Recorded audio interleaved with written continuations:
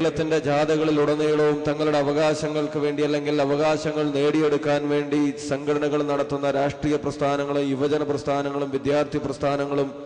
അതുപോലെ തന്നെ മത സംഘടനകളും എല്ലാം നടത്തുന്ന ജാഥകളുടെ ഏറ്റവും പ്രധാനപ്പെട്ട ആകർഷണമെന്ന് പറയാറുള്ളത്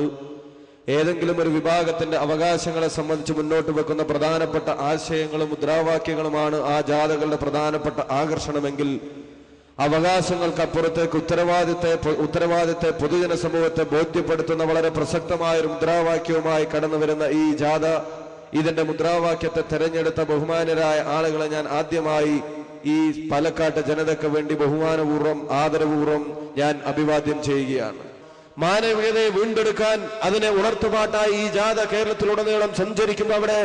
ഏതെങ്കിലും ഒരു മതത്തിന്റെ അവകാശത്തെ സംബന്ധിച്ചോ ഏതെങ്കിലും ഒരു ജാതിയുടെ അവകാശത്തെ സംബന്ധിച്ചോ ഏതെങ്കിലും ഒരു വെറും പ്രാദേശികമായ മുദ്രാവാക്യങ്ങളെ സംബന്ധിച്ചോ ഒരാശയം മുന്നോട്ട് വെക്കുന്നതിന് പകരം ലോകത്ത് മനുഷ്യർക്ക് മുഴുവൻ നന്മ ഭവിക്കാൻ, മനുഷ്യരിലെ മുഴുവൻ നന്മയെ ഉണർത്താൻ, മനുഷ്യരിലെ മുഴുവൻ മാനവികതയെ ഉണർത്താൻ, അന്യനെ സ്നേഹിക്കാൻ പഠിപ്പിക്കുന്ന, സൗഹാർദ്ദപരമായി ജീവിക്കാൻ പഠിപ്പിക്കുന്ന മഹത്തരമായ ഒരു കാഴ്ചപ്പാട് മുന്നോട്ട് വെക്കാൻ കഴിയുന്നു എന്നുള്ളത് തന്നെയാണ് ഈ ജാഥയുടെ പ്രസക്തിയായി ഞാൻ നോക്കിക്കാണാൻ ആഗ്രഹിക്കുന്നത്.